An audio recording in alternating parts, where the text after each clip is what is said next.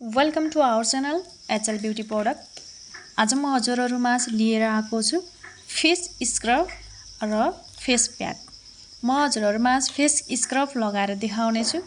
हाम्रो healthy living Nepal private limited को जुन फेस स्क्रब छ एकदमै राम्रो छ। तपाईको फेसमा रहेको सबै भित्र गएर चाहिँ सबै फेसको फोरहरु, फेसमा जुन हाम्रो बाहिरी वातावरणबाट पसेको धुलोहरु, कणहरुहरु सबै निकाल्छ र फेस स्किन ड्यामेज भएको छ भने त्यो सबै फोरहरु बाहिर निकाल्ने काम गर्छ।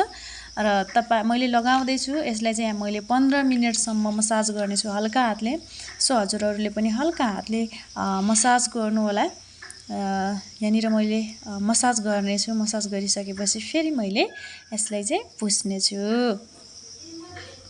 र अब मैले चाहिँ यसमाथि फेरि यसलाई चाहिँ राम्रोसँग क्लियर गरेर पुस्ने छु र यसमाथि मैले फेस प्याक लगाउने छु यसपछि फेस प्याक हाम्रो चाहिँ हेल्दी लिभिङ को फेस प्याक पनि एकदमै राम्रो छ। हाम्रो फेसमा एकदमै राम्रो ग्लोइङ ल्याउँछ। फेसलाई चाहिँ एकदम राम्रोसँग छालालाई चाहिँ नरम पार्छ।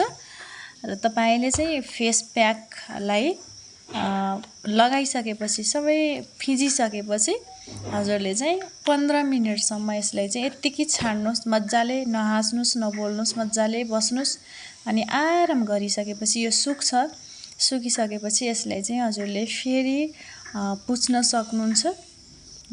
तपाईले पनि यो चाहिएको छ भने अर्डर गर्न सक्नुहुन्छ। यसलाई चाहिँ तपाईले फेस स्क्रब हप्तामा एक फेर गरेर अनि फेस प्याक लगाउन सक्नुहुन्छ। दिनदिनै लगाउनु पर्दैन, दिनदिनै हामीले फेसलाई स्क्रब गर्नु पर्दैन। हजुरहरुले चाहिँ हप्तामा एक दिन गर्न सक्नुहुन्छ। जस्तो सुकै स्किनलाई ड्यामेज भएको छ भने पनि रिकभर गर्छ। हामीले चाहिँ जुन अनुसारले तपाईले बाहिरबाट प्रोडक्ट लिनुहुन्छ, जो प्रोडक्टहरुमा एकदमै केमिकल मिसाएको हुन्छ। यो भनेको नेचुरल प्रोडक्ट हो। नेचुरल प्रोडक्टमा चाहिँ तपाईले चाहिँ एकदमै राम्रो पाउनुहुन्छ। नेचुरल ब्युटी बन्न चाहनुहुन्छ भने चाहिँ तपाईको स्किन फेरि जुन स्किन ड्यामेज भएको छ त्यसलाई चाहिँ रिकभर गर्न चाहनुहुन्छ भने आजैदेखि बाहिरको प्रोडक्टहरु जुन छ तपाईसँग केमिकल धेरै भएको प्रोडक्ट त्योहरु चेन्ज गरिहाल्नु होला र भोलिको दिनमा स्किन ड्यामेज हुनबाट बच्नु होला। तपाईको स्किनमा भएको सबै चायापोतो, डन्डिफर को दागहरु, सबै रिंकलहरु चाहिँ हाम्रो प्रोडक्टहरुले एकदमै राम्रो गर्दै आएको छ। सबै जनाले चाहिँ युज गरेर हेर्नु होला। एक फेर तपाईहरुले युज गर्नुभयो भने एकदमै राम्रो लाग्ने छ हजुरहरुलाई।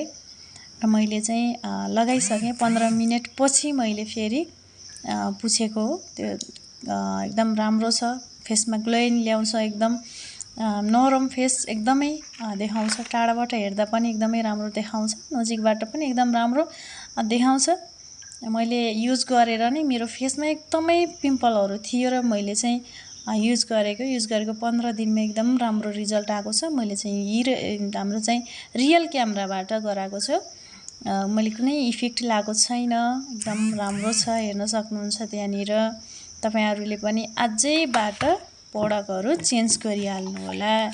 र मैले यो मैले चाहिँ फेस प्याकहरु स्क्रब गरिसकेपछि यसमा चाहिँ अरु मेकअपहरु गर्ने छु। तपाईहरुले चाहिँ यदि मैले मेकअप गरेको भिडियोहरु चाहिएको छ भने तुरुन्तै कमेन्ट गर्नु होला। मैले चाहिँ रियल क्यामेराबाट नै मेकअप गर्ने छु। मैले चाहिँ यहाँनिर अब मोइस्चराइजर एड गर्ने छु। मोइस्चराइजर एड गरिसकेपछि यो भिडियोमा चाहिँ मैले अन्तिमसम्म त्यही हो मोइस्चराइजर मात्रै एड गरेको छ। अरु भिडियो चाहिँ लामो किन बनाऊ भनेर चाहिँ मैले अर्को भिडियो बनाउने छु। अहिलेलाई चाहिँ हजुरहरुमा मोइस्चराइजर सम्मको आएको छ। त्यसपछिको भिडियो फेरि मैले अर्को पार्टमा लिने छु। पार्ट 2 को लागि चाहिँ